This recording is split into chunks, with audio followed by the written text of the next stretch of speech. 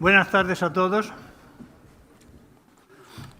Presidente Zapatero, no sabe lo contentos, los orgullosos, los satisfechos que estamos los miembros de la sociedad fabiana porque estés con nosotros, que hayas tenido un huequecito en tu apretadísima agenda. Y no es una broma, vas de un sitio para otro corriendo, dando conferencias, dando charlas, apareciendo en la tele, apareciendo en la radio. No voy a decir que es una segunda juventud, porque es un hombre joven. Pero por culpa de una campaña. Pero ha tenido la amabilidad de venir a reunirse con la sociedad fabiana. Nuestro querido amigo Paco Álvarez le contó quiénes éramos, qué hacíamos, y él dijo, hombre, yo quiero asomarme a conocer a esta gente. Porque os digo que si hay un político fabiano en España, ese es Rodríguez Zapatero. Cumple exactamente todos los parámetros. Ella sabe que nosotros somos una sociedad que nos dedicamos al estudio, al pensamiento, al debate teórico y que queremos sacar documentos en beneficio de España y hacer pedagogía social. Si no hacemos pedagogía social, y lo repetiré hasta que se me caiga la boca, no hemos conseguido nada. Es uno de los grandes retos que tiene la sociedad española. Muchas gracias, presidente Zapatero, por estar con nosotros. Es un honor. Si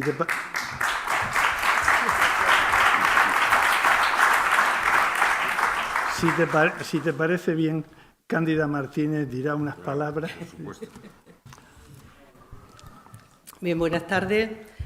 Pues voy a empezar dándole las gracias a José Luis Rodríguez Zapatero por acompañarnos esta tarde en la sociedad fabiana para compartir con nosotras y con nosotros sus reflexiones sobre el momento que vivimos en España y a escala internacional. Y como ha dicho nuestro presidente, es todo un honor tenerte aquí, más en estos momentos, y sabemos además el día que lleva. Bien, la trayectoria de José Luis Rodríguez Zapatero, de todos conocida, desde sus responsabilidades como secretario general del Partido Socialista Obrero Español y como presidente del Gobierno de España, desde allí a su compromiso continuado con la democracia, la paz o la defensa de las personas y colectivos más vulnerables. Su voz se ha convertido, en estas décadas del siglo XXI, en uno de los referentes de la defensa de la democracia, de la ampliación de los derechos ciudadanos, del diálogo como base de las relaciones entre los pueblos, las personas, del combate contra la mentira y el odio, pero también en un referente de verdad y de esperanza.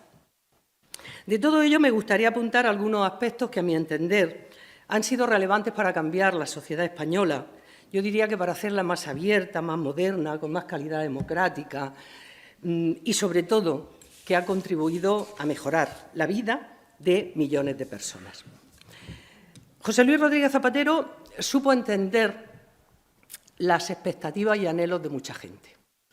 Las expectativas y anhelos de una sociedad, la del comienzo del siglo XXI, que había cambiado sociológicamente desde el final del franquismo y necesitaba sentirse representada, acompañada y además que pudieran satisfacer muchas de las demandas que esa sociedad nueva tenía.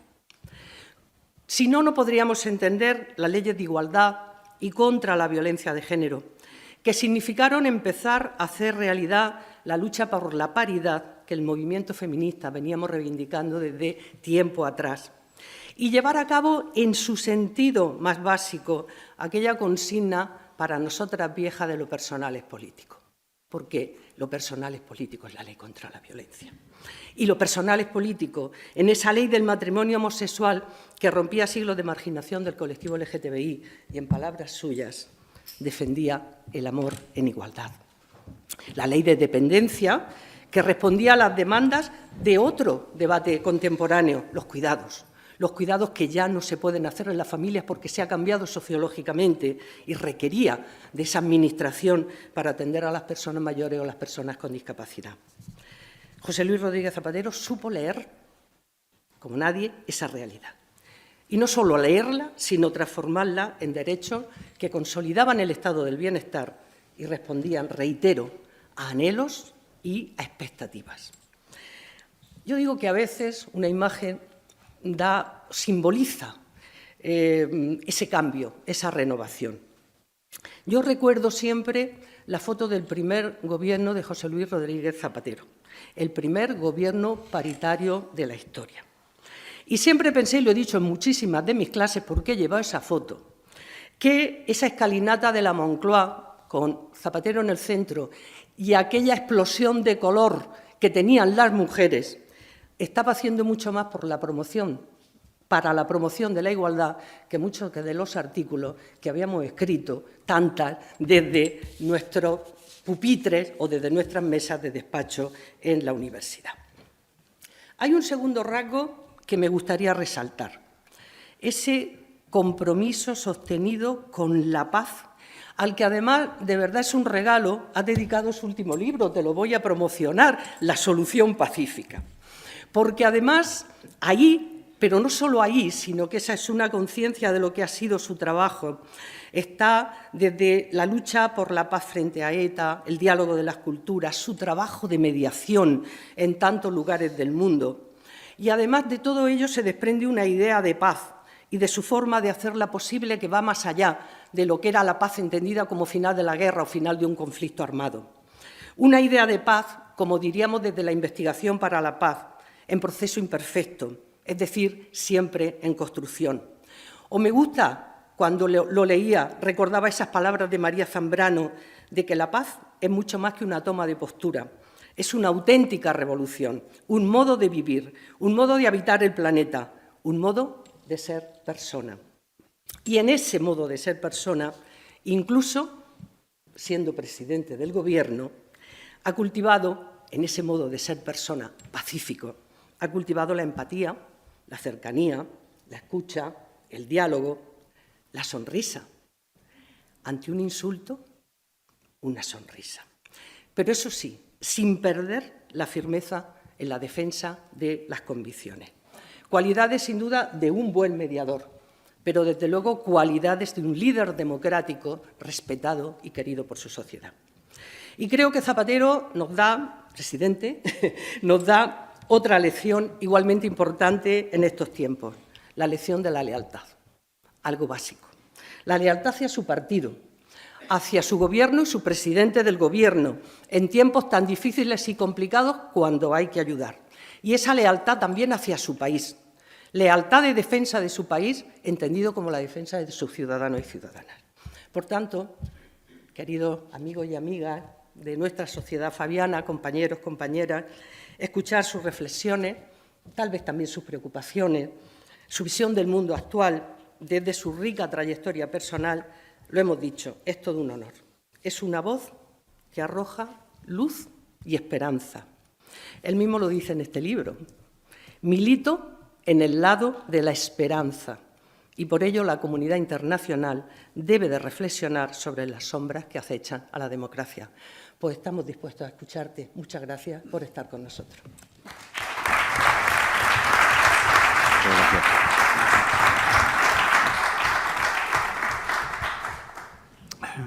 Ahora vamos a tener una intervención del presidente Zapatero que tiene que salir obligatoriamente a -15. Pues anda, ¿qué? 9 menos cuarto. A las 9 menos cuarto. 9 menos cuarto. Sí, porque el avión... 8:45. 9 menos cuarto. 8:45. Pero se las 9 menos cuarto. Venga, no, vamos a no perder el tiempo. No, ahora, hombre. Vamos a no perder el tiempo. Con lo cual, Eso podemos acabar antes, no pasa nada. con lo cual daremos la palabra para que haya después posibilidad de establecer un diálogo con él y que él conozca quiénes somos los fabianos y qué cosas hacemos los fabianos. Me permito también darle las gracias, ya que tengo la palabra, a la Universidad de Granada, su vicerrectora aquí presente, por dejarnos este sitio tan excepcional. Una maravilla. Muchas gracias, Marc. Presidente, cuando quieras, perdóname. No, muchas gracias.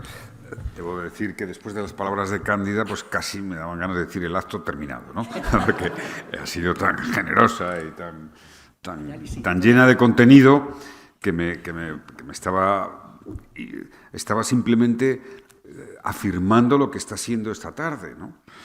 Lo decía en el acto que hemos tenido con la vicerrectora, con Marga, para hablar de feminismo, de esa propuesta valerosa, como he recordado, que la consideraba Clara Campoamor. Y la tarde ha sido emocionante, porque me entregaban un premio y he compartido la entrega del premio con Josefa. Josefa era una señora que tiene 94 años.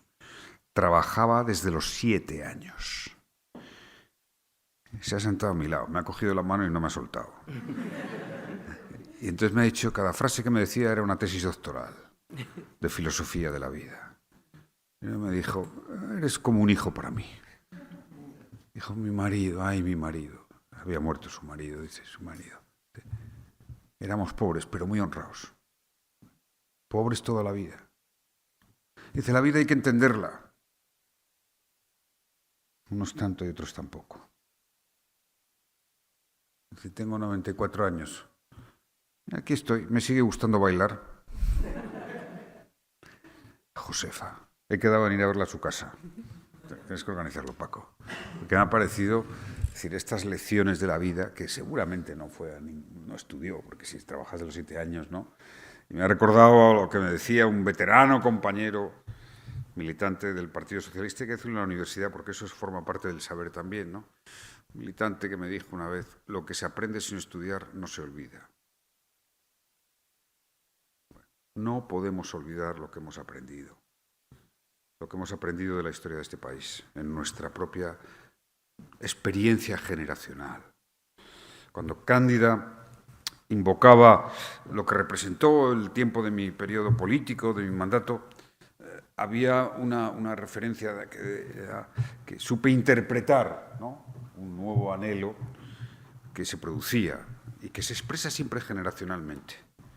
Es decir, los cambios suelen ser generacionales. Y la grandeza de un país es cuando sabe integrar el cambio generacional, comprenderlo, entenderlo. Es como una nación está consolidada, hecha. Es igual que una universidad. Sucede igual que una universidad. Cuando entiende los cambios, cuando los que estaban empujan a los que vienen. Y esa interpretación generacional era clara. Había un mandato. Yo pertenezco a una generación, Rafa, que nos acompañó siempre desde el primer momento. Me alegro mucho de que estés aquí, siempre con tanto cariño y lealtad. Había un mandato. Mi generación fue la primera generación que ha vivido siempre su mayoría de edad en democracia en España. La primera. Yo, con 18 años voté la Constitución. Somos los baby boomer, por cierto, la generación más extensa, lo cual nos vino bien electoralmente porque yo tenía ahí un factor importante, ¿no? Nuestras cosas cuentan, ¿no?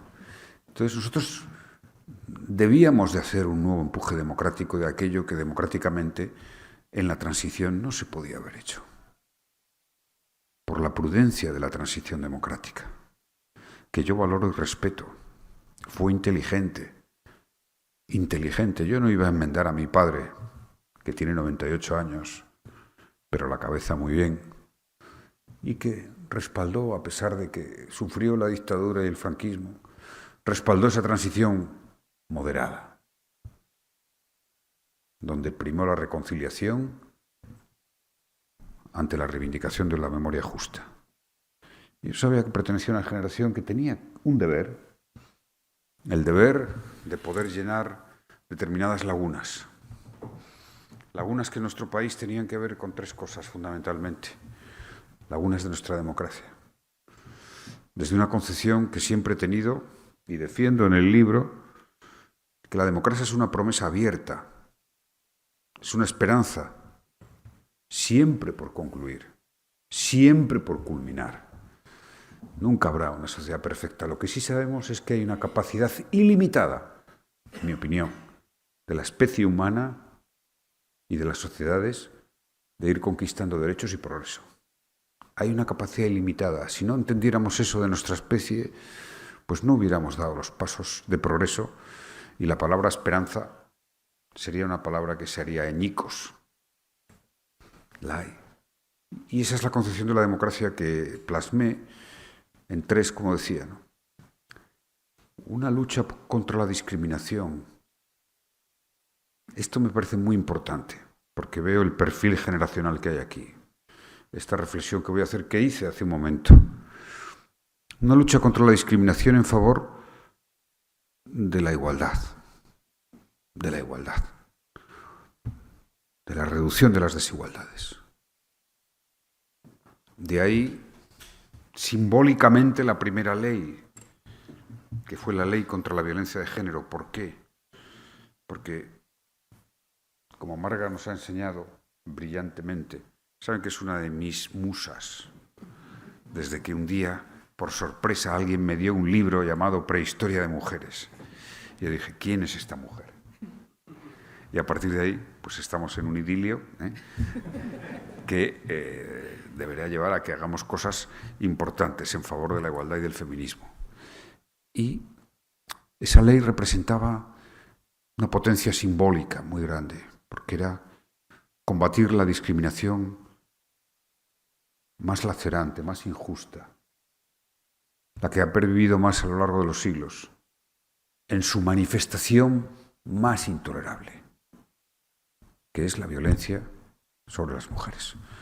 Y de ahí todas las leyes de igualdad, la ley de interrupción voluntaria del embarazo, la ley de la autonomía personal frente a la dependencia, que pensé en Granada, luego haré referencia a eso, que pensé en Granada, que imaginé en Granada, y lo que suponía esa concepción de la democracia. ¿Por qué me parece importante esto? Porque esto sí que es un debate que en la izquierda últimamente ha tenido una cierta relevancia y que me preocupa. Cuando no es infrecuente, ahora, por ejemplo, en todo el debate de los Estados Unidos,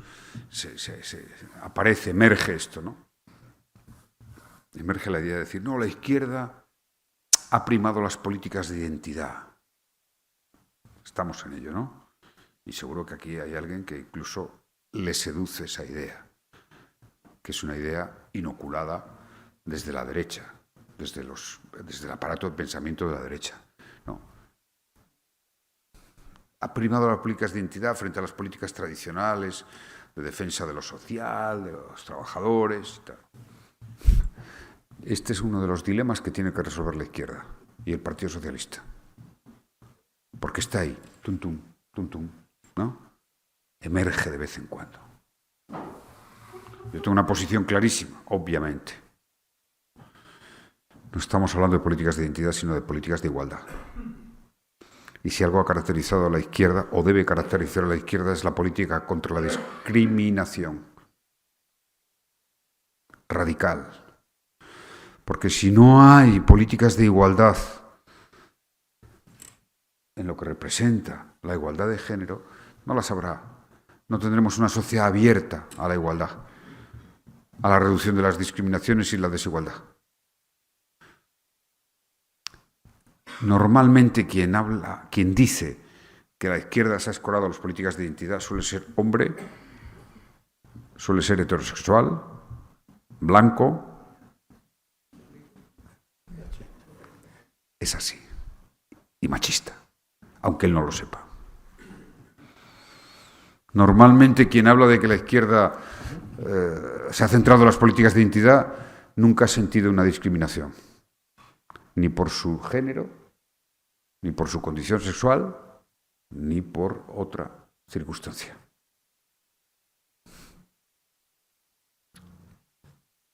Por supuesto que en la igualdad de género se juega la definición de la igualdad en una sociedad. No hay mayor desigualdad que la discriminación.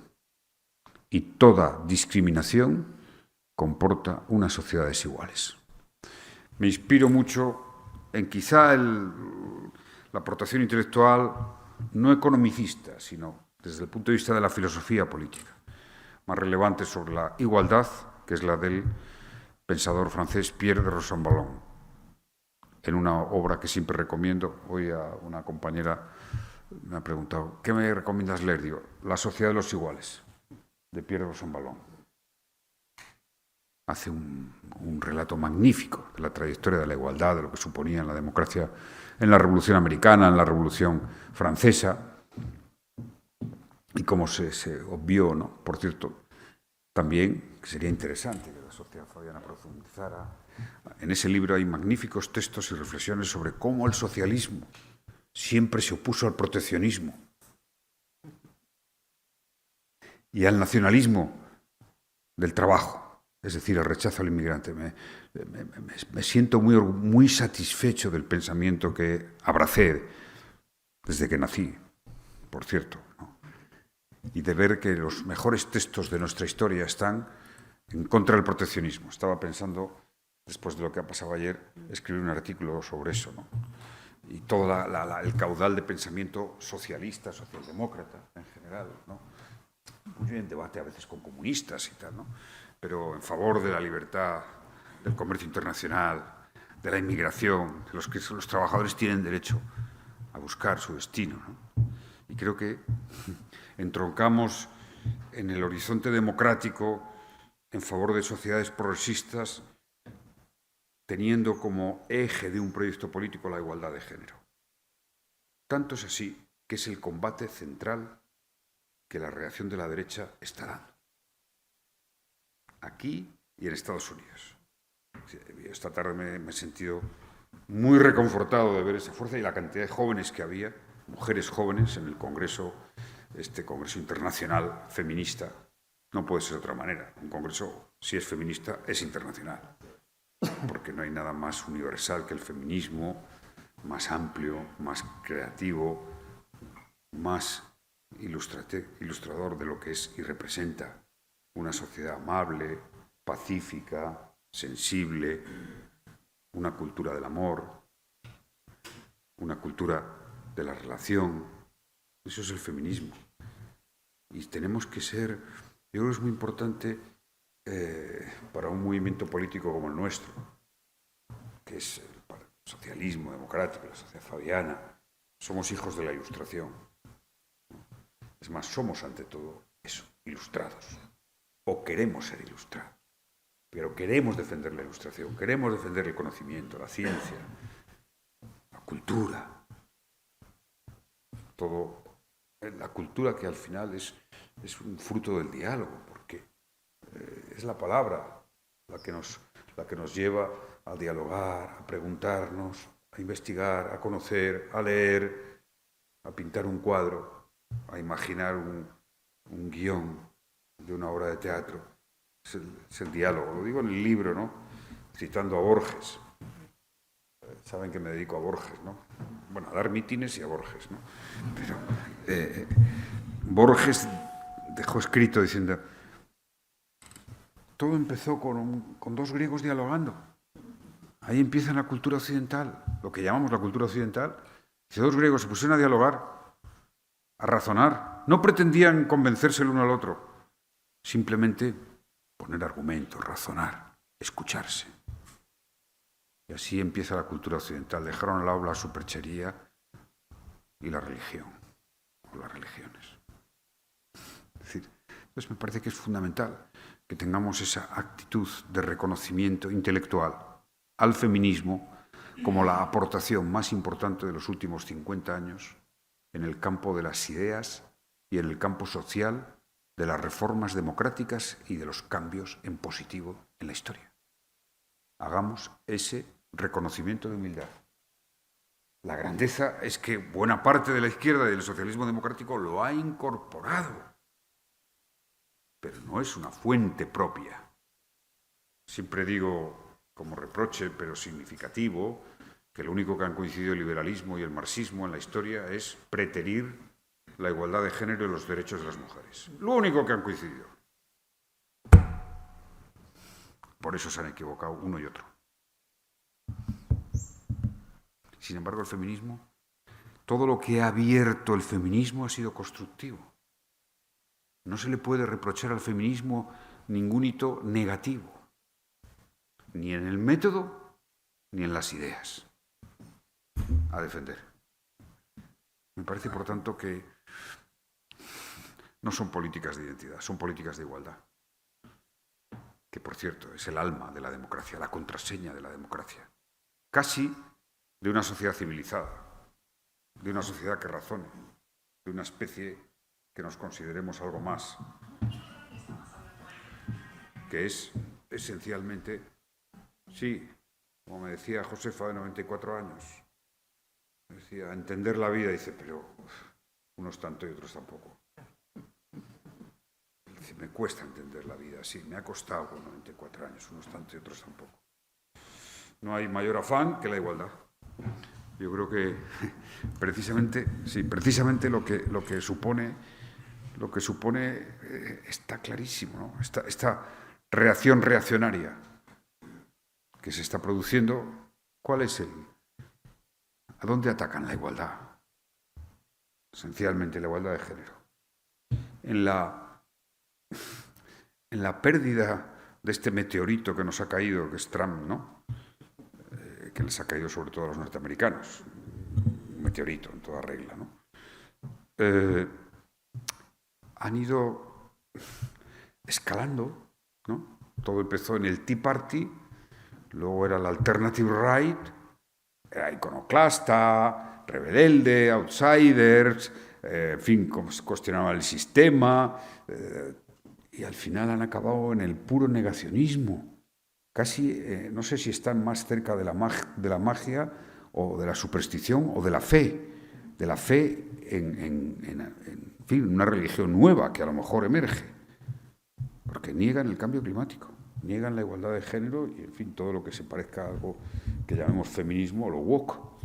Claro, cuando yo les contaba hace un momento en la charla que el gobierno de Estados Unidos había dirigido un escrito a las agencias de Naciones Unidas por las cuales les obligaba a firmar un documento en el que renunciaran que en sus programas hubiera los conceptos de equidad, inclusión y diversidad. Y si no, no les financia. Esto es lo que ha pasado, por ejemplo, con ONU Mujeres. Que, hombre, las mujeres valerosas de ONU Mujeres no han firmado, no han aceptado. Esto es lo que está pasando. O sea, los conceptos de equidad, inclusión y diversidad. Es decir, hay un negacionismo de la igualdad, del cambio climático, de las vacunas y ahora ya, que es lo último, lo más interesante, ¿no? Porque claro, esto es un shock para todas las derechas mundiales. Ahora ya han negado hasta el básico conocimiento económico, con lo que ayer hizo Donald Trump. Ha mandado a la hoguera desde Adam Smith a todos miles y miles de pensadores clásicos, neoclásicos, que han trabajado siempre intelectualmente por el libre comercio, las sociedades económicas abiertas, la transacción internacional, el valor de la integración de las cadenas de valor, y que han condenado, porque además el último ejemplo hace un siglo, en los años 30, de una acción proteccionista que protagonizó Estados Unidos, fue la debacle, monumental debacle, ¿no? Y ahora dices, bueno, ¿qué puede producirse ahí, ¿no? Intelectualmente? Pues es un negacionismo, estamos más cerca de una religión, de la fe. No sé si será una nueva religión trampista, lo cual ya, bueno, pues claro, pensando en ese país, en el que yo tengo vivencias tan insólitas, pues todo puede ser, ¿no? Que cualquier día veamos, en fin, coronado en una... Es que es la negación del conocimiento. O sea, es una enmienda a la totalidad de la sociedad fabiana. Lo que representa el trumpismo. O sea, ya no es que sea de derechas o de izquierdas, las derechas están consternadas. Muchas derechas están consternadas. Porque dicen, oiga, pero vamos a ver, el máximo representante de la derecha del mundo, que es el presidente de los Estados Unidos cuando gana la derecha allí, pues, ofrece un programa insólito, ¿no? O sea, es que ni Khrushchev, ¿no? O sea, proteccionismo, además completamente, que es otra de las características, arbitrario y caótico, ¿no? Con lo que ha presentado. Sí, pienso que esto será efímero. El trumpismo va a ser efímero. La aceleración del tiempo y la reacción normal de la sociedad mundial va a llevar a que sea efímero. Me la puedo jugar. Va a durar poco. Va a durar poco. Va a durar poco. Esta es mi tesis. Claro, nosotros tampoco debemos estar quietos, ¿no? Es decir, que hay que Pero claro, tenemos un espacio intelectual y político extraordinario en este momento, ¿no? Para hacer lo que siempre marca el dominio o la hegemonía o la mayoría o la adscripción política ganadora, como queramos denominarlo. A mí lo de hegemonía no me gusta porque es muy gramsciano y lo utiliza Pablo Iglesias y Monedero y estos, ¿no? Pero, claro, confrontas con ellos, pues ves que hay poco, ¿no? Pero esa mayoría social, progresista, entre comillas, aunque el término, solo se renueva con el impulso de nuevas reformas, de nuevos proyectos y de nuevas ideas.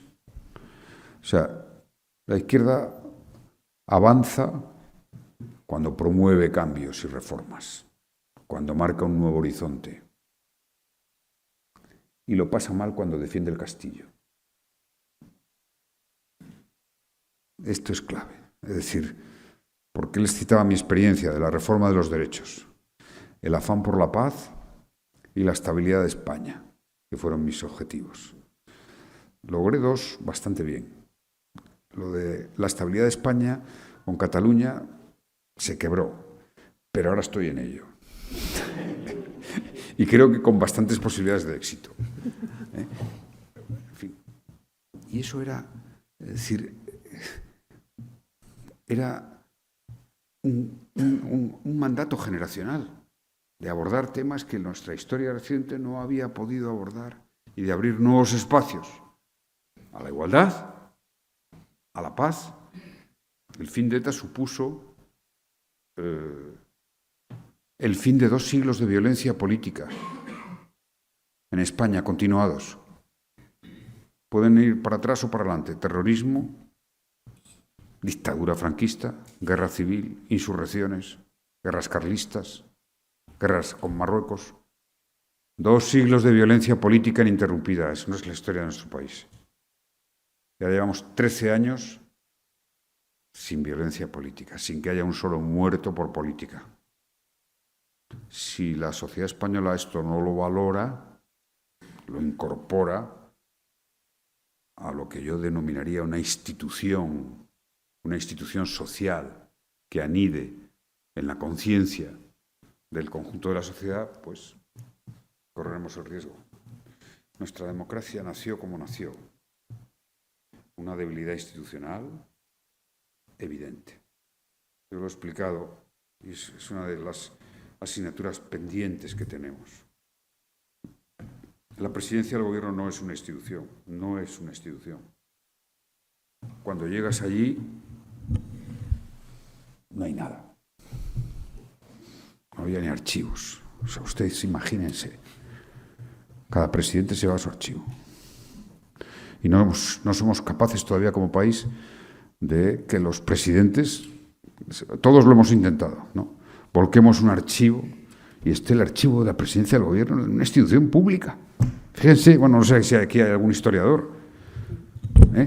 Sí, bueno, pero, o sea, es para tirarse de los pelos nuestra debilidad institucional. La monarquía, qué debilidad institucional. Pusimos un rey sin reino. Sin reino patrimonialmente hablando. Y nadie se ocupó. Y por nuestra debilidad institucional, porque era una monarquía que no tenía nada, pues, en fin, hemos vivido lo que hemos vivido. Y hemos pasado lo que hemos pasado. Y, por tanto, pues, hay que abordar reformas. Claro, nuestra historia territorial, por denominarla así, o la España de las Españas, pues en algún momento, esta es una tesis que mantengo muy personal, tenía que vivir dos cismas, uno con el País Vasco y otro con Cataluña. Tenía que pasar, antes o después, cuando uno lee la historia de los 2 últimos siglos. No se trata de decir quién es mejor, quién es peor, no, pero tenía que pasar. Y ya han pasado los 2 cismas, ya han pasado. Uno tuvo la trágica y horrenda expresión del terrorismo. pero terminado el terrorismo se terminó la independencia en Euskadi. Y otro tuvo la expresión en el proceso, que también nos hizo sufrir, que duró 10 años y necesitaremos pues al menos otros 10 para volver a encontrar una estabilidad, un equilibrio, un reconocimiento de la diversidad y una aceptación de que dentro de la España europea, cualquier cultura, con cualquier identidad y con cualquier vocación propia, puede expresarse, convivir. Y estamos ahí. No tenemos violencia política, no hay en el horizonte ningún conflicto territorial importante, al revés, estamos descosiendo y afortunadamente tenemos un momento económico como ningún otro. Espectacular. Solo una mayoría humilde como es esta, digo humilde porque en fin, no sacamos pecho, pero es el mejor momento económico de la democracia de largo. Por primera vez tenemos un crecimiento por encima de todas las previsiones de los europeos, exportamos, la economía se está musculando, estamos como nunca en I+D+I, nuestra competitividad energética está mejor que nunca. Bueno, en fin, tal como está el panorama internacional, estamos ahí, ¿no? Ahora, ¿qué tenemos en este momento? Cuando yo decía, bueno, yo lancé un proyecto de reformas, de cambios en 3 posiciones, pues tenemos que renovar intelectualmente el proyecto. Tenemos que hacer un gran debate de ideas. Yo lo propongo en el libro y es un momento decisivo. Yo propongo en el libro un debate público. El debate público que fundamentalmente debería de España, porque además esto une, es de las pocas cosas que nos unen de verdad. Afortunadamente el PP pues no va a estar con Vox en esto, no afortunadamente, que es el europeísmo, ¿eh? Y la profundización de la Unión Europea. Lo único bueno que hemos visto ayer por la noche de Donald Trump es que se refirió a todos nosotros como Europa. Es muy importante esto históricamente, y no a Italia, Alemania. Por cierto, no sé por qué a Suiza le metió un 35%. No sé. Es un país tan maravilloso, a mí me encanta Suiza, ¿no? Suiza un 35%. Los suizos, que son los más serios y más fríos del mundo, creo que están en estado catatónico. Porque, o sea, no estaban en esto, ¿no? Siempre son los países dentro. Es impresionante. Entonces, es el momento de definir a la Unión Europea en un estadio más elevado de integración, de unión. No volveremos a tener una coincidencia mágica para ello, porque hasta ahora había un problema, ¿no? Y es que había una parte de esa Europa que por razones históricas, geográficas, yo lo entiendo, la Europa del Este, pues caminaba casi más mirando a Estados Unidos, vamos a hablar claro, que a Bruselas. Estaban aquí, sí, porque les conviene y tal, pero su referencia política, los bálticos, eso yo lo he vivido, en fin, ¿no? Y se nota. Y esto, claro, después de Donald Trump entendiéndose con Rusia, pues el trauma, el shock es impresionante. Entonces, claro, necesariamente están con Europa. Necesariamente están, porque además, claro, saben que vamos a tener que aportar esfuerzo para su defensa. Vamos, claro. Aquí el único problema de defensa y de seguridad europea que hay es la frontera con Rusia, nada más. Y los países, el resto nada. Por eso yo soy partidario de hablar de una Europa de la defensa de la solidaridad, un poco al estilo de la OTAN. Es decir, que tener un modelo en el cual, oiga, los países que sientan eso, vamos a aportar la solidaridad. Pero ese momento mágico que se produce en Europa debe de ser no solo por la defensa. Yo estos días pensaba, digo, pero estaremos, como todo va tan rápido, hace unos 15 días o 20... Este proyecto de la defensa europea era para defensa ante Putin. Ahora no sé si será que hay que hacer un modelo de defensa ante Trump. No. En el sentido más amplio del término defensa. Porque, oye, aquí todos los historiadores dicen y saben que los ataques arancelarios, brutales, proteccionistas, casi siempre son antesala de otros conflictos. Y tenemos una enorme responsabilidad. Pero, insisto, yo todavía confío en la democracia americana y que la democracia americana depurará esta situación. Esta es mi opinión. Pero decía, ¿el debate público sobre qué? Sobre Europa. Sobre un nuevo empuje en la integración europea. Me parece esencial que eso se produzca. Me parece esencial que eso se produzca. Y no podemos incorporar un pilar más de la Unión Europea, al pilar económico, al pilar de la libre circulación, al pilar de políticas que compartimos, afortunadamente lo que son ahora ya los fondos europeos y la mancomunidad de la deuda, a política migratoria, a la moneda común, sin que tengamos una reflexión, un debate político sobre la autonomía política de la Unión Europea. ¿Y qué es eso? Eso supone, digamos, certificar la irrenunciabilidad de la Unión Europea como proyecto. ¿Cómo están los británicos? Están ahí, dicen, pero ¿cómo es posible? Intentando acercarse a ver si otra vez les queremos, ¿no? No saben cómo hacerlo, porque estas cosas ya sabemos que las segundas partes en las relaciones son complicadas, ¿no? Pero, bueno, el Brexit fue un pequeño ensayo en un país que es mucho menos importante que Estados Unidos, que el American First. Es lo mismo.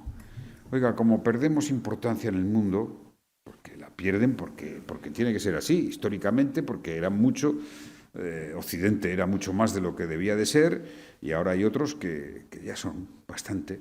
Entonces no lo asumen. Entonces los británicos dijeron, hemos perdido 50 años, casi un tercio de nuestra presencia en el mundo, de nuestro PIB y tal, esto no va bien, esto no funciona. La culpa es de Bruselas y de los inmigrantes. Digo, vale, está como siempre. La culpa de los de fuera, o político, institución política, o los pobres inmigrantes. Y se lo creyeron. El pueblo británico fue y votó al Brexit, y ahora están como están. Y Estados Unidos va a pasar lo mismo. Lo mismo. Yo lo que espero es que a Donald Trump le caiga un impeachment. ¿No? Como a las bolsas. Porque es que esto no ha hecho más que empezar. Claro, lo de ayer, en efecto, fue histórico. Pero claro, es que va a haber una reacción de todo el mundo.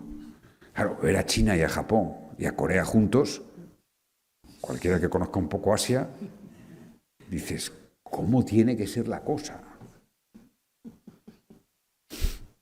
¿Cómo tiene que ser? La agresión, porque está, en fin, provocando unas alianzas y unas relaciones. Entonces, claro, el problema es que esto va a haber una respuesta. Y ustedes conocen al personaje como yo. Yo creo que a la respuesta habrá respuesta. Y a lo mejor en una semana tenemos una situación mundial, en fin, imprevisible, porque nadie esperaba esto. Nadie. Yo creo que no hay ningún solo think tank, gurú político, económico, que pensara que los 2 primeros meses del presidente del país más poderoso del mundo iban a ser así. Tenemos que confiar en los mercados. Y que los mercados les pongan una situación, ¿no? En fin, teniendo el poder militar que tienen, no podemos confiar en otra cosa. Porque, en fin, yo creo que es imposible el debate. Entonces yo creo que debate intelectual sobre el futuro de Europa, sobre la Unión Europea, unos principios que profundicen en la unión política, porque claro, sin duda alguna, después de la moneda común, que la tenemos una buena parte, la otra cesión poderosa de soberanía es sin duda alguna la defensa. Entonces esto no se puede hacer en 5 días, ni con un plan porque Putin está ahí. No, yo creo que esto exige un debate intelectual, político, serio. Es decir, oye, si vamos a esto que es de un calado extraordinario, que yo digo que a lo mejor hay que ir, tenemos que poner, es decir, cómo va a ser el nuevo Tratado Europeo, porque es casi hacer nuevamente un tratado de vocación más allá de la terminología constitucional, que afecta al corazón de la soberanía, sin duda, y ello donde de verdad pongamos en valor o pongamos negro sobre blanco cuáles son los valores prioritarios de la Unión Europea. Lo decía en la presentación del libro que hay algunos. O sea, yo creo que la Unión Europea debe hacer una reafirmación de lealtad a la Carta de San Francisco, al sistema de Naciones Unidas, que es el único texto, la única constitución política que hay en las relaciones internacionales, que establece unos principios muy claros. 1, la solución pacífica de los conflictos. 2, el respeto a la integridad territorial. 3, la prohibición del uso de la fuerza, salvo en caso de defensa o de la autorización del Consejo de Seguridad. El principio de cooperación entre naciones, de colaboración, sin distinguir regímenes políticos, latitudes geográficas o momentos históricos de cada una de las naciones. Esto es algo... A mí me gustaría que todos los países tuvieran un sistema político demoliberal, pero no es disponible por nosotros. Es más, voy a decir algo que es un poco como el libro, que claro, hablar de la paz en este momento parece contracorriente, ¿no? O contraintuitivo, pero voy a decir algo contraintuitivo también. Todo este debate que hay en nuestras democracias, un poco, en fin, un poco afectadas, un poco debilitadas, que se achaca esa debilidad a los sistemas no democráticos o autoritarios, es una trampa intelectual, una falsedad. Nuestras democracias están débiles por nosotros mismos. Es más, os les diré, cada vez que intentamos abrir la brecha y negar la relación con los países que no son de nuestro sistema político, estamos perjudicando nuestras democracias. Estamos debilitando nuestras democracias. Es así. ¿Por qué? Porque nosotros tenemos una gran opinión de nosotros mismos. Pero esto no lo comparte todo el mundo, con razón o sin ella. Porque en una parte importante del mundo, cuando hablas de la guerra de Ucrania, pues la gente no lo ve como que solo el culpable sea Putin. No sé si vio el otro día la declaración de Lula, ¿no? Diciendo, oye, en fin, no lo ven así. Porque dicen, oiga, bueno, Rusia sí ha roto la legalidad internacional, invade un país, y cuando lo ha hecho Estados Unidos, ¿qué ha hecho el mundo? ¿Alguien le ha sancionado? ¿Alguien se lo ha reprochado cuando invadió Irak con 300.000 muertos bajo la excusa de que había armas de destrucción masiva? Entonces nosotros tenemos que tener, si hay algo que caracteriza al ilustrado Occidente, o a lo que queda del ilustrado Occidente, es la autocrítica, la capacidad crítica. Eso es lo que nos distingue. Eso es lo que generó sociedades democráticas. Y tenemos que hacer esa reflexión. Yo creo que la Unión Europea no puede dar un nuevo paso solo para defenderse. Tiene que dar un nuevo paso para ofrecerse al mundo, para ofrecer una reconformación, un resurgimiento de la comunidad política internacional, que está hoy completamente rota. Y además es a la Unión Europea a quien esperan, porque somos los que más credibilidad tenemos. 50 años largos de paz, unión económica, democracia, no estamos en guerra con nadie. Latinoamérica, Asia, dejo ahora al lado Estados Unidos, está esperando a que la Unión Europea lance una propuesta. Pero las sociedades europeas necesitamos, y ojalá España pueda impulsar esto, una movilización intelectual. Una movilización intelectual.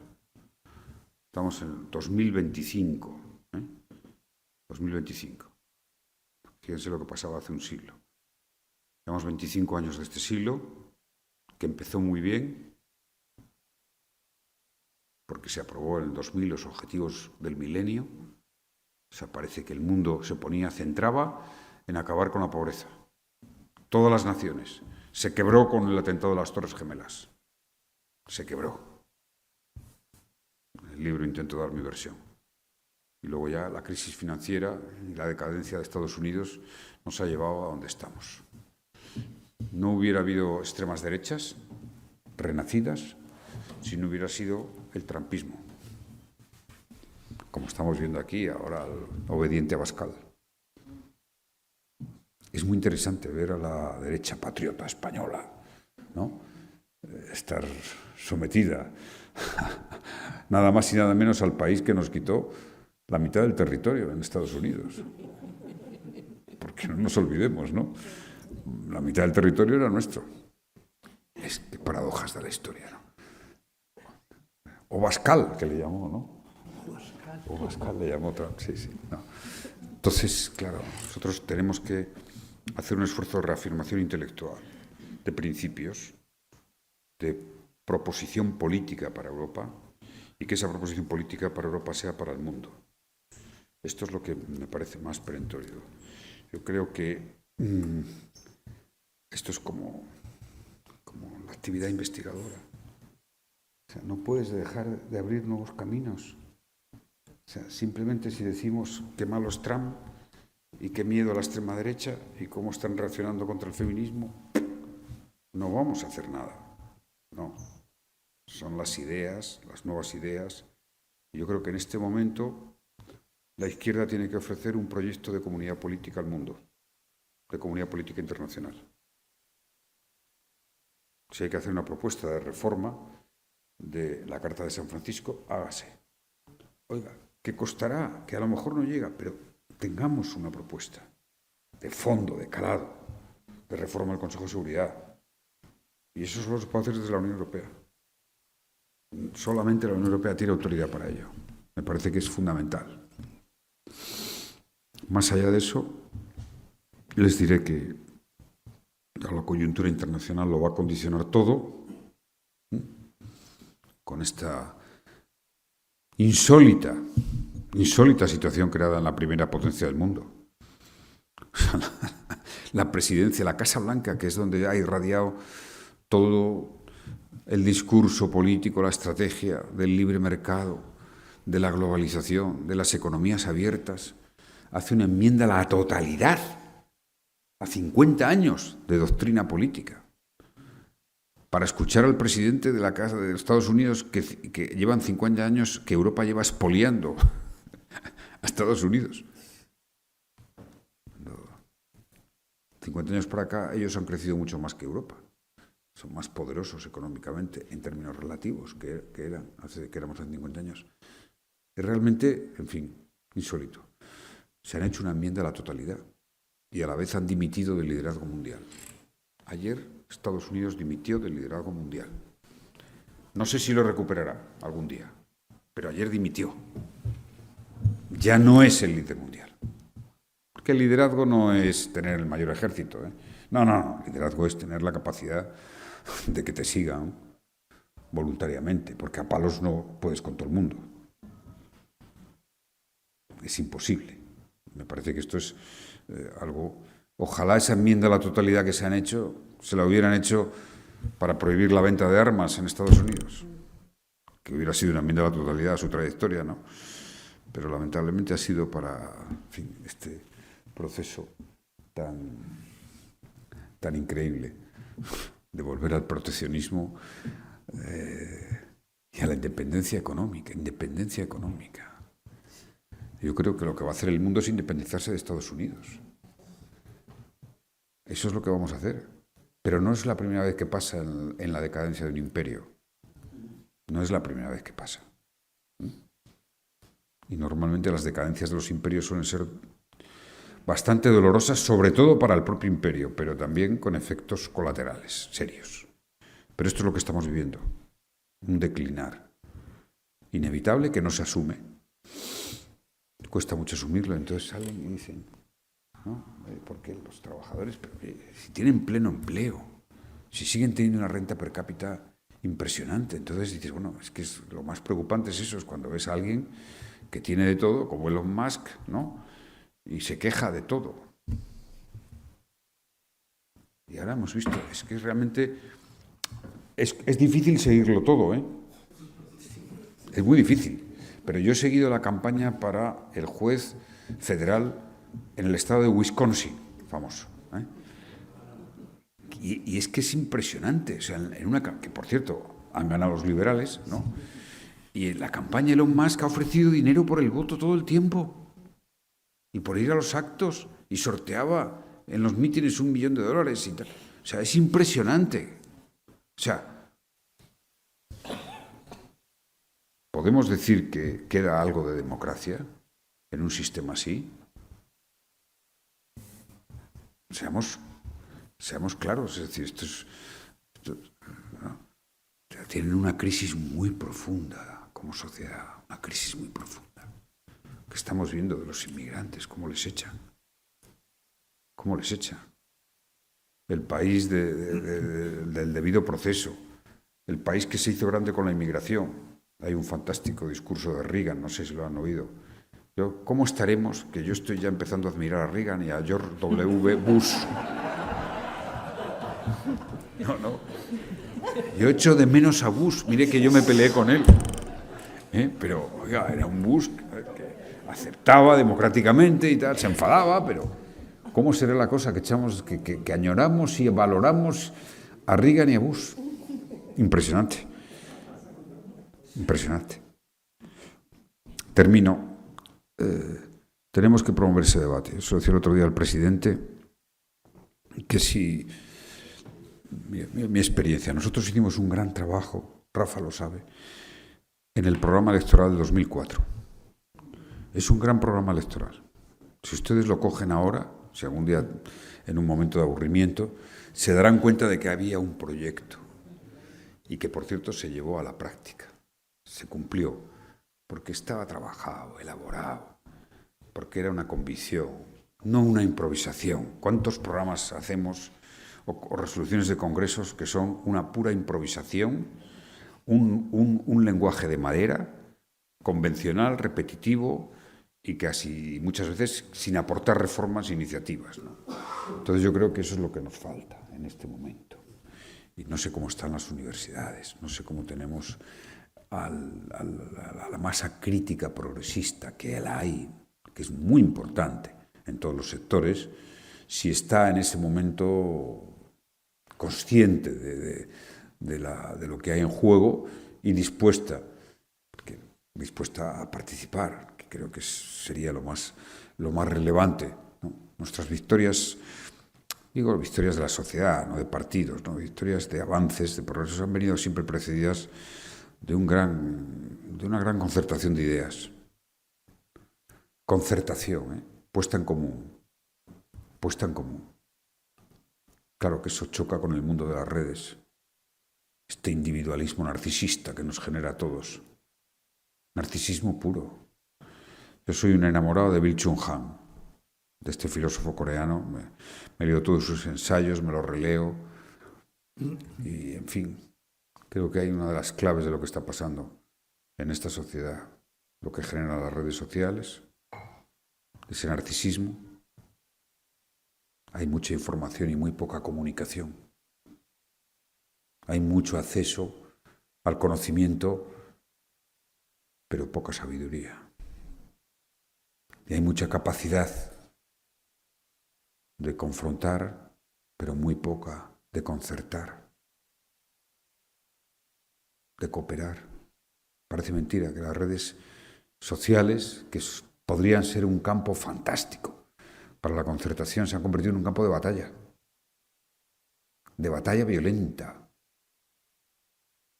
Y cuando la violencia emerge, o la fuerza, la radicalidad, el fundamentalismo, pues está la pulsión por la guerra, la pulsión machista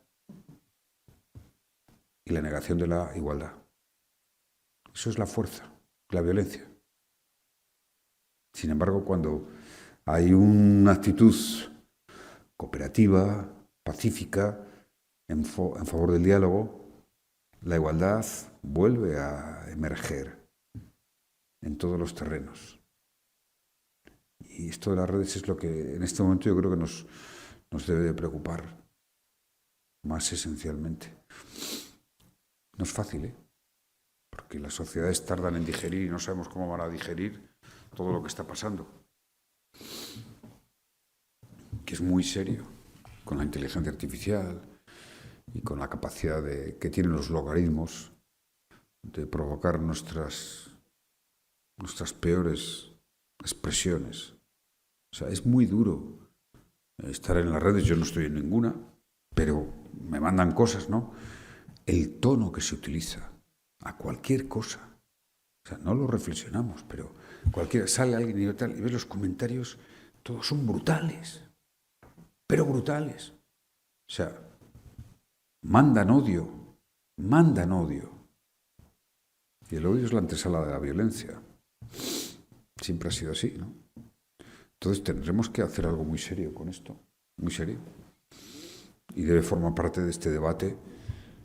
Oiga, los filósofos tienen que decir algo sobre esto. Los filósofos tienen que decir algo. Yo echo de menos la época de los grandes manifiestos. Bueno, ahora han salido científicos, 2000 científicos en Estados Unidos, un manifiesto está bien, pero es muy economicista. Es un poco solo pensando en lo suyo, en la investigación. Hay que hacer manifiestos pensando en la sociedad, en este momento en el mundo, aunque suene un poco exagerado. Yo creo que es muy importante. Un congreso de intelectuales por la democracia en el mundo, por la paz en el mundo. Yo creo que eso es imperioso. Soy más optimista sobre España que sobre el conjunto de la situación internacional. En España vamos a tener la legislatura el tiempo que queramos, el tiempo que quiera el presidente del gobierno, y eso es muy positivo, muy importante. Y, bueno, creo que si somos capaces de reformar y renovar y lanzar proyectos políticos innovadores, pues podemos competir en condiciones adecuadas. Pero yo creo que cuanto más se agudice, aunque suframos un poco el trumpismo, mejor. Más rápido será todo. Siempre al alba le antecede la máxima oscuridad. Yo dimito de la especie a la que pertenezco si el trumpismo es una corriente que se impone en el mundo. Dimito, sinceramente.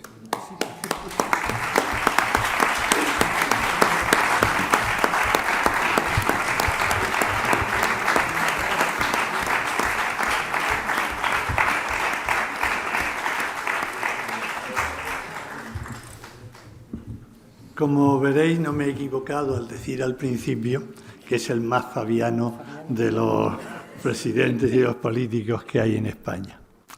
Es una realidad. Yo me había preparado una pregunta, como espero que hayáis hecho alguno de vosotros, para hacerle al presidente Zapatero y que me aclarara algunas cosas.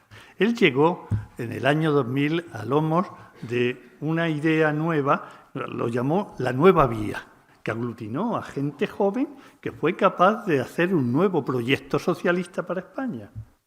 Eso fue un cambio radical, un cambio generacional y un cambio de trabajo dentro del partido. Aquello iba ligado al republicanismo de Petit. Era la primera vez que oíamos la inmensa mayoría hablar de Petit y compramos el libro inmediatamente a ver qué pasaba allí. Y bueno, yo me había hecho la pregunta hoy de decir si hace 25 años ideaste esto, hoy, 25 años después, ¿qué es el socialismo? Lo que pasa es que lo ha contestado a lo largo de toda su intervención. ¿Qué es el socialismo en el 2025? Y lo ha ido contestando. Sin embargo, hay una cosa en la que no ha hecho suficiente hincapié, en mi opinión. Es en la participación del pueblo. Nosotros somos un movimiento intelectual. Queremos movilizar a los intelectuales, que los intelectuales produzcan buenos documentos y teorías. Lo vamos a hacer. De hecho, aquí tengo ya el primer documento que hemos hecho, que te lo entregaré para que lo veas con detalle. Bien hecho. Es un trabajo excelente. Pero me preguntaba, cuando yo me puse a montar la Sociedad Fabiana, una compañera dice, ¿y en qué nos vamos a diferenciar del resto de think tank, de gente que está pensando y haciendo cosas? Y yo le dije, en que hay que llegar a los ciudadanos, que hay que movilizar a la ciudadanía, que la idea no se puede quedar en nosotros, sino que hay que trasladarla a la sociedad. Porque si no, es que vamos solos, no llegamos. Y eso es lo único que en tu discurso, que creo que está imbuido, no le has puesto suficiente intensidad y que creo yo que hay que ponérsela a la gente, mover a la gente, no solo a los intelectuales que queremos, a la gente que no es intelectual y a la que tenemos que llegar.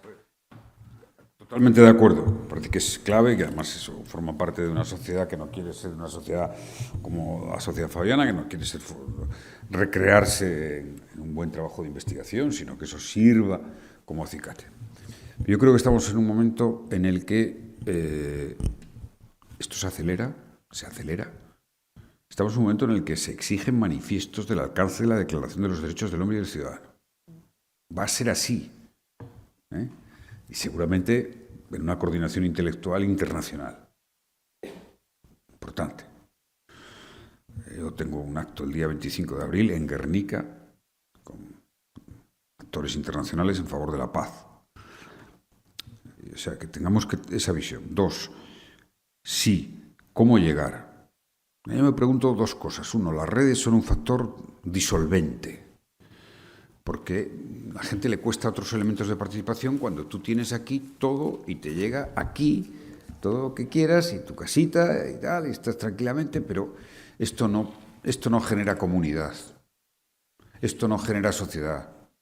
Ese es el problema, esto genera individualismo. Y para hacer cosas juntos que de verdad socialmente fomenten la idea de compartir, la idea común, hay que ir más allá de esto. Hay que ir más allá de esto. Y en este momento tenemos una dificultad objetiva que no ha tenido de momento respuesta. Yo no creo que no se pueda salir. Hay que salir a la calle, hay que verse en las aulas, en los centros de investigación. Hay que hacer los debates directamente. Con esto no vamos a poder. 2. Yo te digo mi experiencia. Yo me planteo menos lo de llegar a la gente porque todo el día estoy en auditorios, si no es de más o menos, pero con mucha gente, ¿no? Y además, y sé que cuando salgo a alguna entrevista, pues sé el impacto que tiene y demás, ¿no? Importan mucho los contenidos. O sea, no desesperemos. Cuando hay una idea atractiva, cuando hay un argumento bien construido, hombre, si además lo haces bien desde el punto de vista comunicativo, tiene impacto.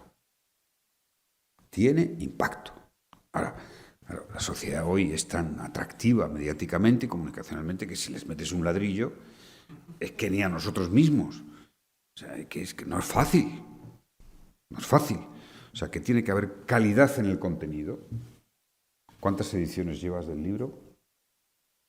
9 ediciones. Yo el día primero que leí el libro de Marga lo pronostiqué, digo, aquí hay un bestseller del feminismo. Porque era nuevo, porque era interesante, porque era atractivo, porque se veía que había una investigación que nadie o que la mayoría nunca habíamos pensado en ello. Es que esto es muy importante. Entonces el método, yo creo que y los contenidos van a ser trascendentales. Dicho esto, sí. Y además lo digo dándote la razón, con dolor, con tristeza. Creo que una de las cosas que pusimos en marcha en 2004, sobre todo pensando en el programa electoral, yo tuve cientos de reuniones con profesores. Mi mejor acto, por cierto, que fue 2 días antes del atentado, en la campaña electoral, fue en el Consejo Superior de Investigaciones Científicas. Hice un acto para defender el programa de investigación y fue espectacular. De la cantidad de gente, de investigadores que había de todos los sitios. Entonces, esto está siendo una carencia. Una carencia. Pues, en fin. Pero esto es como todo. Alguien que coja la bandera. Si es que esto es así, ¿no? En el momento aciertas, das con la tecla. Oye, convocas a un acto de 1000 intelectuales de todas las ramas a hacer un manifiesto en favor de una comunidad política internacional basada en reglas. Bueno, en fin, o sea, y a lo mejor funciona. Desde luego, si vamos a estar esperando aquí esto, no. Es verdad que yo entiendo también que el gobierno tiene tanta tarea por delante que es muy difícil que pueda hacer a la vez. La movilización de la sociedad la tiene que hacer la sociedad. Y la movilización de los intelectuales la tienen que hacer los intelectuales. Hombre, el poder político tiene que ser sensible, escuchar, acompañar en la medida de lo posible, pero se os espera a vosotros.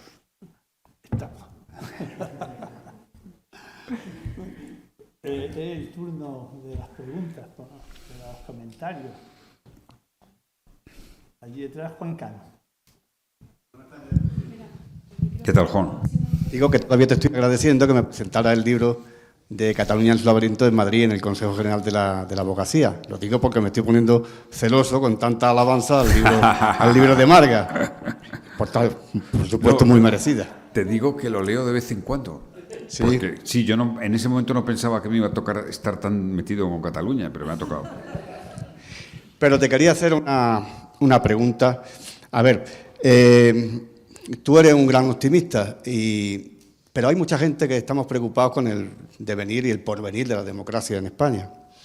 Porque si aquí llega un marciano y ve un poder ejecutivo debilitado y con dificultades de cohesión interna, un poder legislativo fragmentado y radicalizado como hace mucho tiempo ya, un poder judicial en buena medida politizado y extremadamente combativo, y un poder arbitral y moderador que, cuestionado la institución, Bueno, dejemos ese tema. etcétera, etcétera. Quiero decirte, si ese marciano observa este panorama, diría, pues esto es una crisis constitucional en toda regla. Pero tú, que eres un optimista informado, ¿podrías quitarnos un poquito de sazón a los que estamos preocupados por estas cuestiones? Muchas gracias. Sí, es evidente, ¿no?, que el pasado tiene un prestigio normalmente inmerecido y que se debe a nuestra mala memoria. Porque, claro, yo que, en fin, tengo una larga trayectoria en lo público, como diputado, pues, hombre, sí, yo veía un momento muy difícil cuando teníamos asesinatos de ETA, el GAL emergiendo y una oposición capaz de llevar a la cárcel al presidente de gobierno, que era Felipe González. Yo viví aquello, Y viví aquello y además me tocó alguna cosita relativamente menor, pero lo viví, y la tensión que teníamos en ese momento, ¿no?, con un horizonte muy incierto, muy incierto. Luego viví cómo se intentó llevar a la conciencia de una parte de la sociedad, y queda algún residuo, de que mi victoria electoral era fruto de una gran conspiración entre Marruecos, ETA y el PSOE, más o menos. Yo creo que no ha habido cosa peor en la democracia, sinceramente. Y eso lo vivimos en el poder legislativo. Es verdad que el poder judicial se portó. Este gobierno y esta democracia ha afrontado nada más y nada menos que la pandemia, una guerra en Europa imprevisible que podía habernos debilitado muchísimo, la reemergencia de la extrema derecha, el post-conflicto catalán, que no fue responsabilidad de este gobierno, y ahora Trump.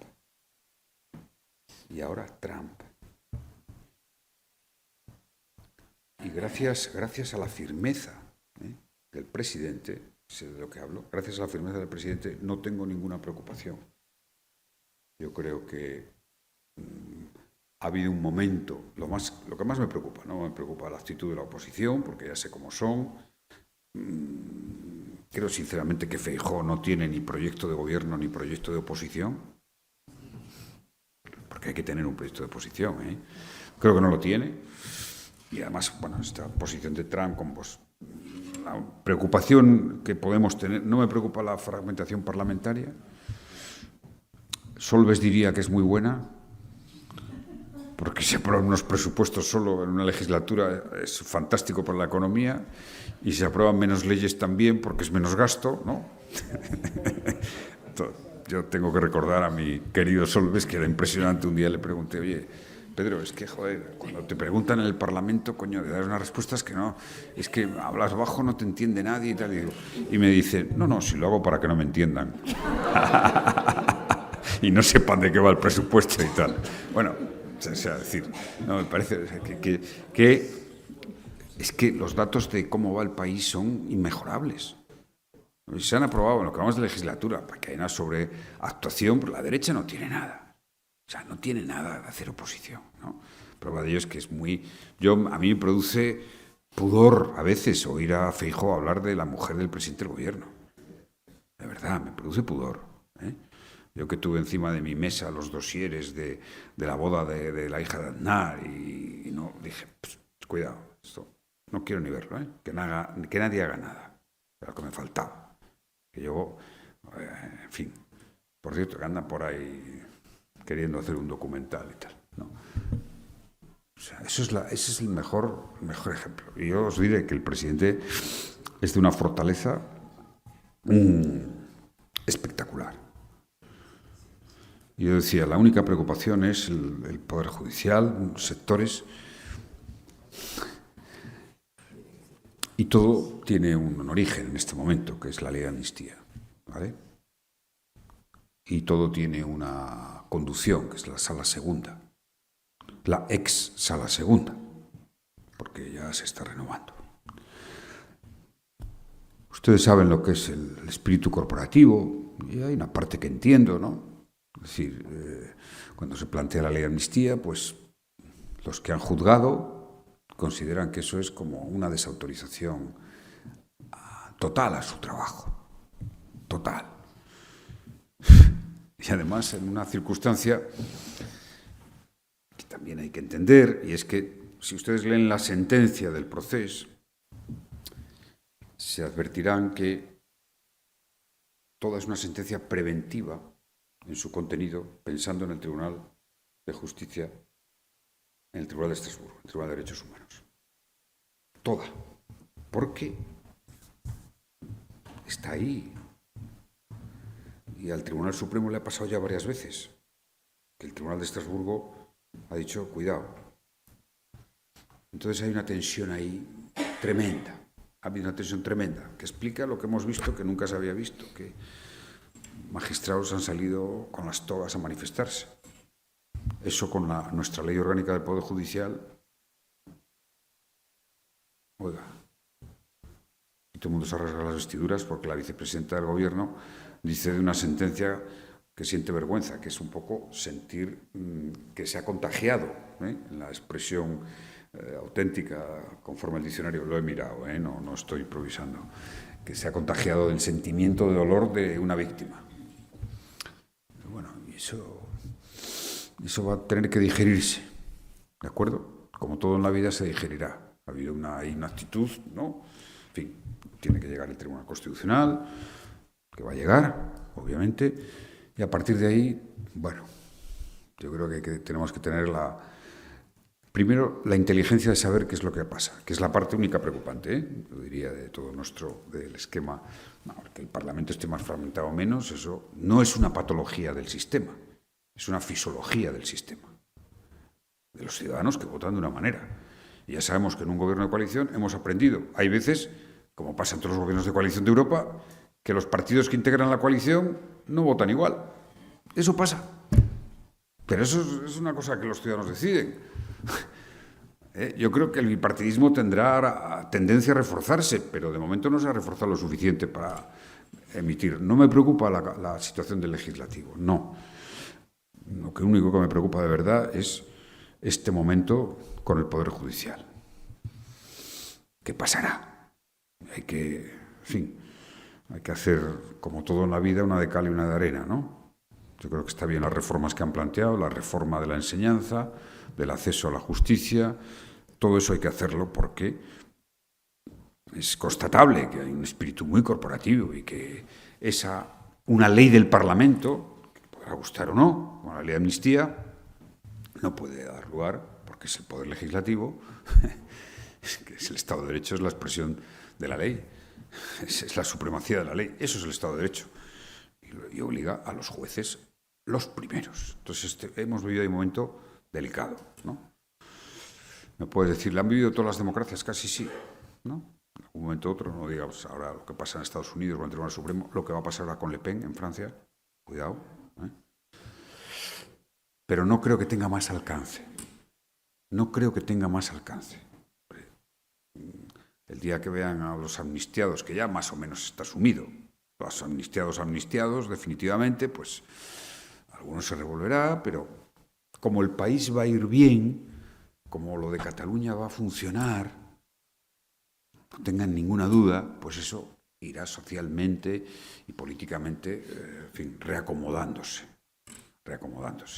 Pero, ya se lo digo, esta es mi interpretación, creo que es una interpretación solvente, permítame que lo diga así, pero este es el problema que hemos tenido. El problema que hay desde el punto de vista de esa visión institucional de preocupación es ese, está aislado, sabemos por qué, y creo que eso, en fin, cierto tiempo se irá diluyendo, ¿no?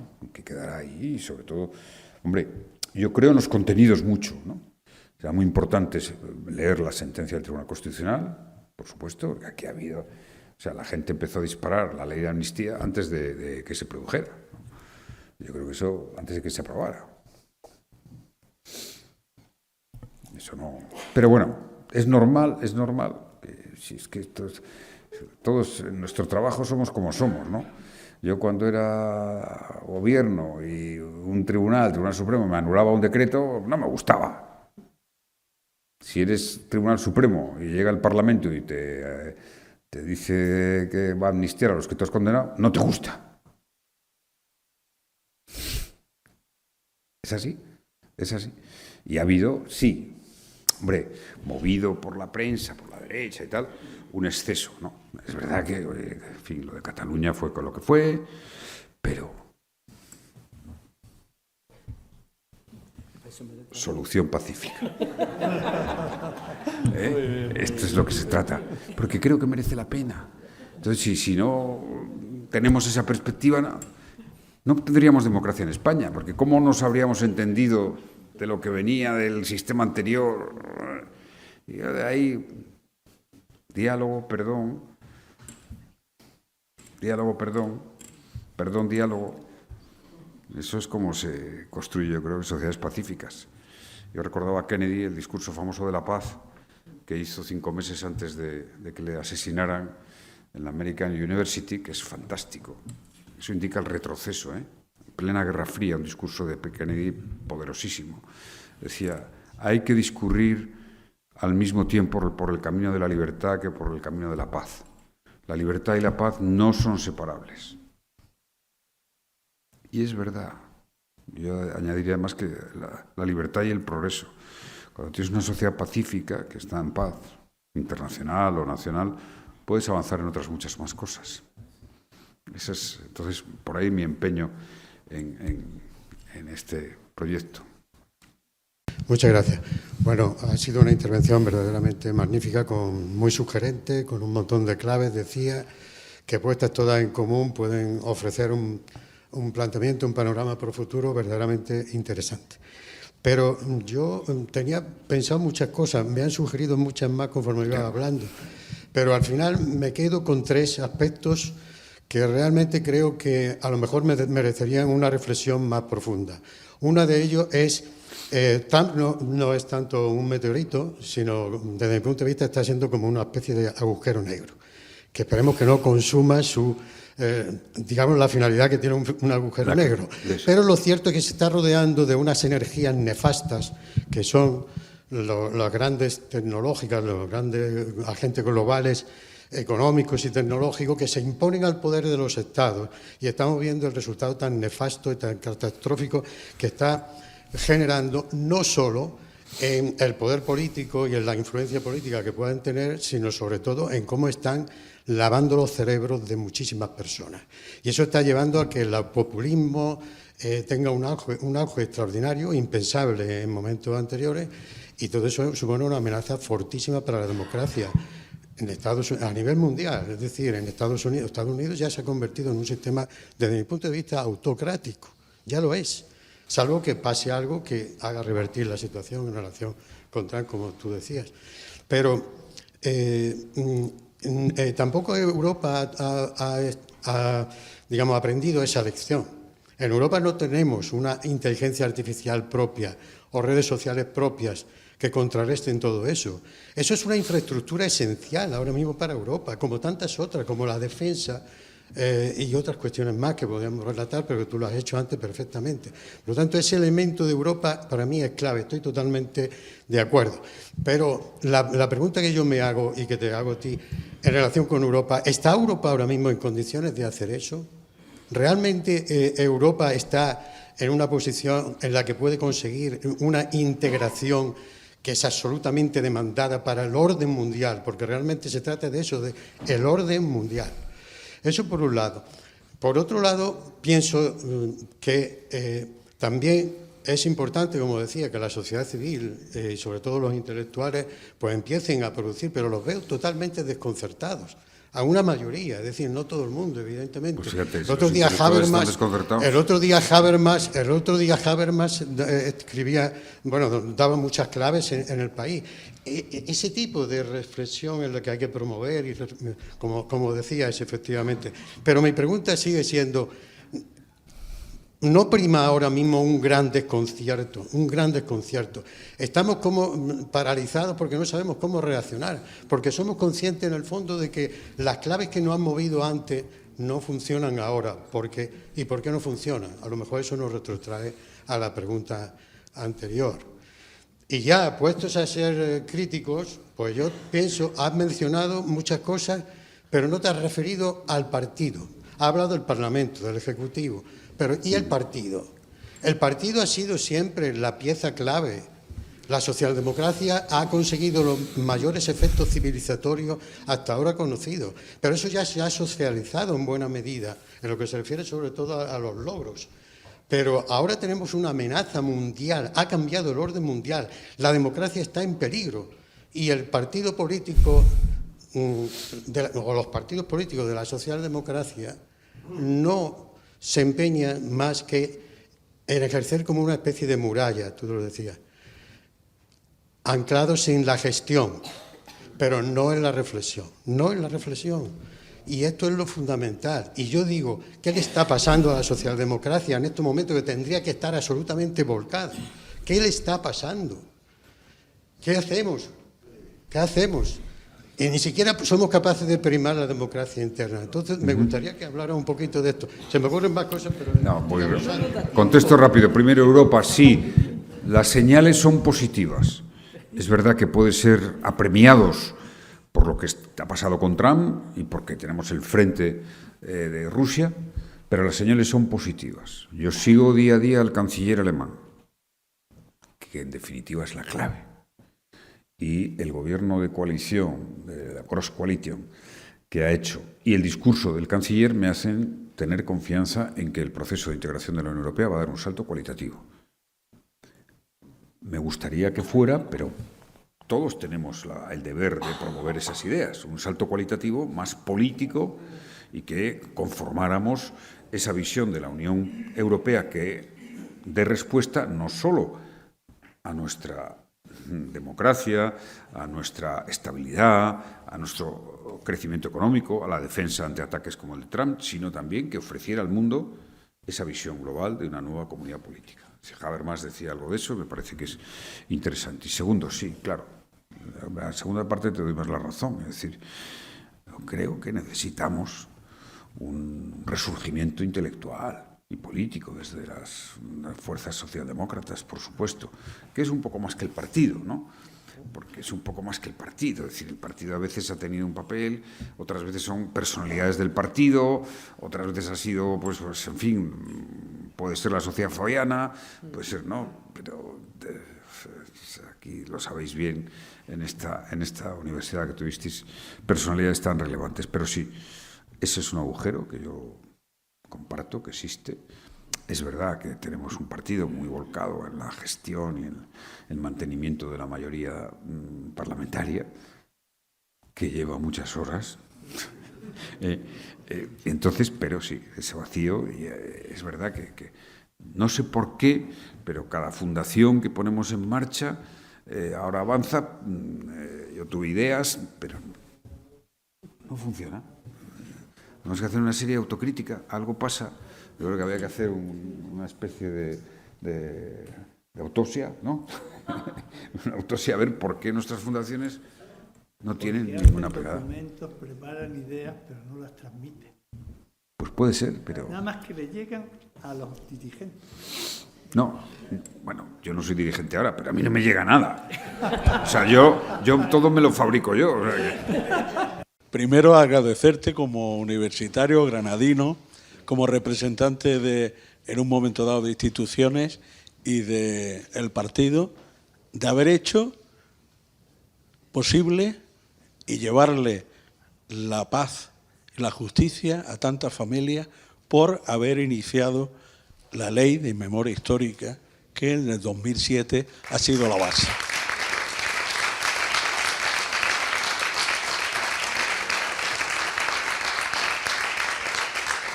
Y además, como ya no tenemos tiempo, darte las gracias por haber tenido una oportunidad de venir hoy, pero también el año pasado, que viniste a dar un ejemplo vivo de lo que significa, sin ninguna alaraca, sin ningún aspaviento, el reconocimiento de que los y las políticas sirven para traer verdad, justicia y reparación.